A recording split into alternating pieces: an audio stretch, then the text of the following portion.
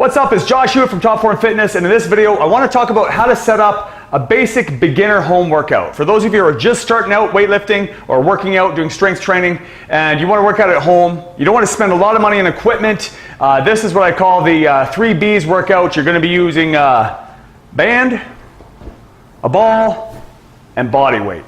So let's get right into it and I'll show you the exercises. We'll talk about how to put in a program and how you can progress this.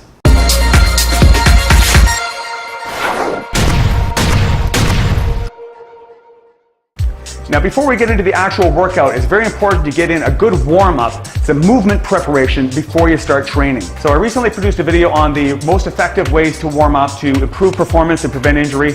I'll put that link here on the screen as well as down in the description below. Make sure you go check that out and incorporate those dynamic warm-up exercises and core activation movements before you get into the actual beginner workout. Okay, first of all, let's look at a couple of lower body exercises. The one that I'd recommend starting off with is a lunge, and you can do reverse lunges, stepping back into a lunge position, alternating left, right, or you can step forward into a lunge, forward lunges.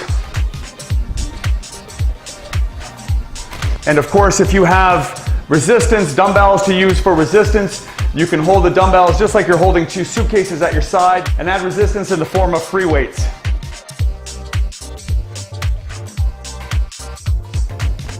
You want to have the front leg come down to a 90-degree angle with your knee lined up right over the foot. Don't let that knee shift back and forth, and drive through the lead leg. Make sure that most of the weight, the majority of the weight, is on your front leg. The next lower body exercise is a lying ball hamstring curl. So we did a push movement with the lunges, and we want to pair that up with a pulling movement for the back of the legs, the hamstrings, and the butt. Feet are centered on the top of the ball, just over the top of the ball. You want to elevate your hips, get your balance, arms out to the side. Make sure you maintain balance at this point before you curl in. Press down with the heels and pull the ball in while you elevate the hip. Really focus on squeezing the hamstrings, keeping your core tight, engaging the glutes. Control on the way out, pull in. Control out, pull in. If you find that too challenging, you can keep the hips lower. And if you need to, you can rest between reps until you build up strength. People who are sitting a lot, they might find this a little challenging initially because they're not used to using the muscles along the posterior chain, around the back of their body. But you should really feel this down the hamstrings, back of the legs, maybe a little bit in your calves and glutes as well. Okay, great lower body exercise to pair up with a lunge, and I'd recommend using these as a superset, so you go back and forth between your lunge movement and your hamstring movement with minimal rest between them, and we'll get into the sets and reps in a sec.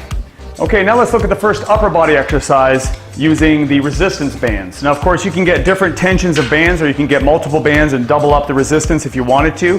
But we're going to be doing focusing on a pulling movement, and I'd recommend that you incorporate some sort of pulling movement in whatever workout you do. Make sure you're addressing that posterior chain. Take care of that posture. Emphasize the back of your body more than the front. So using resistance bands is a simple way to get some resistance to engage that posterior chain. Once again, retract the shoulder blades and open up the chest, improve posture, address the larger muscles in your back. So we're going to start off with the standing row. This can be done seated or standing, but you want to initiate the movement by retracting the shoulder blades, pulling them down and back, retract to press, and then following with the elbows. So we're not just bending the elbows and pulling the resistance band in towards us. Open up the chest, retract the shoulder blades, and elbows drive back. Emphasize the retraction of the back over the flexion of the elbows. And really consider your forearms just a continuation of the resistance band. So you're not pulling up with your arm biceps like this, you're driving straight back with the elbows. So the emphasis is on elbows pressing back versus hands pulling in. Chest is open, shoulder blades retract, squeeze and hold the shortened position before you release. Focus on the back. You're going to feel your arms regardless, but really focus on pulling into the back. The band can be hooked around any sort of anchor that you have access to, a railing, a banister, or you can simply pick up a door strap and put that into the hinge of a door. I'll show you how that works.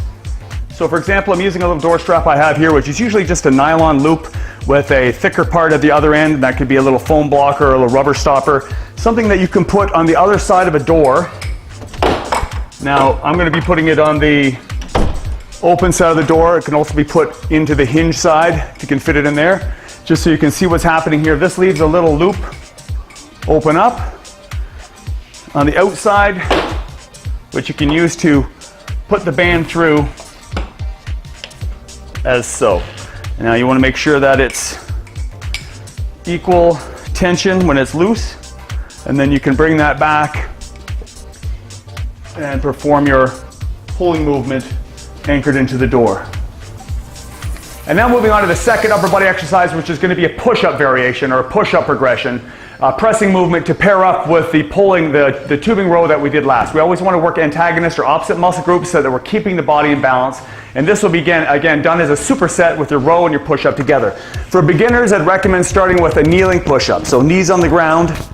You want to have your hands lower than your shoulders, so you're pushing from the chest. Really lock your butt and your stomach muscles in, so you're not bending at the waist, but you're moving your whole body down to the floor. And make sure, again, you're pushing from chest, not up from your neck and shoulders, up here.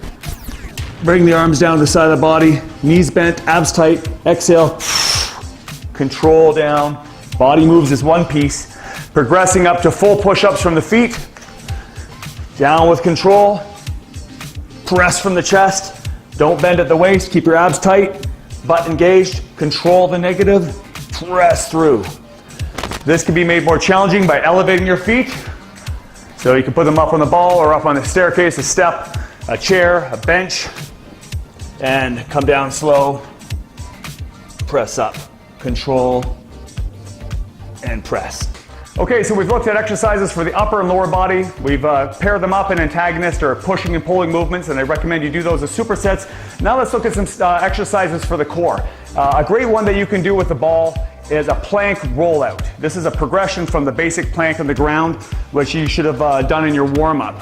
You're gonna get your elbows low on the ball, plank yourself out from the feet, lift up. You're sort of resting your chest on the ball to start. Anchor your stomach muscles, tuck in your abs, squeeze your butt, and then reach your arms out to make a 90-degree angle. So plank them out to square. If you feel really strong and stable, you can come a little past that, but it becomes increasingly more challenging the longer that lever is. Then come back in, that's one rep. Tight. 2, 3, and so on. Quite challenging exercise. If you're not there yet, just work from progressions from your plank on the ground, or work with this with your knees on the floor and build up to it. The next exercise is with your feet on the ball. And this one I call a jackknife or a ball knee tuck. Hands on the ground, push up position. Feet up on the ball. Get your balance first. Make sure you have control. And then slowly bring the knees in without letting the butt drop. So knees come in, tight stomach, extend back out. Try not to let the hips drop like this. Keep it up and out. The closer it is to your knees, the easier it is. And the further out to your feet, the more challenging it will become because you're creating a longer lever. Tuck in, control out. Abs tight, control. So you pair those two exercises up again for the core as a superset to finish off this basic beginner home workout that you can do with simply your body weight, bands, and a ball. Now, as far as the sets and repetitions are concerned, this depends on your level of ability. I'd recommend you start off with a little bit lower volume and less resistance and gradually progress that over a period of weeks. For example, you're going to start with 2 supersets of each exercise, moving back and forward with a moderate to low end of repetitions, such as 8 to 10. And then as you progress and become stronger, you're going to add a third superset or circuit of each exercise, and then gradually maybe progress to 4 or 5 times back and forth, and increase the rep range on the exercises that are body weight oriented, perhaps going up to 10 to 15 repetitions, for example, with your push-ups, and progressing the difficulty, adding in more tension with the resistance bands, getting a heavier band or doubling up on the bands, getting your hips higher up on the ball, holding that top contracted position on the push-ups, perhaps elevating your feet, slowing down the tempo, and progressing the difficulty of the lunge exercises by slowing down or perhaps moving into holding some resistance with those exercises. So as you can see, there's plenty of ways that you can progress these movements as you get stronger. The main thing is that you're introducing some element of progression into the program. I'm going to put some notes here on the screen as far as how you can organize that into a workout.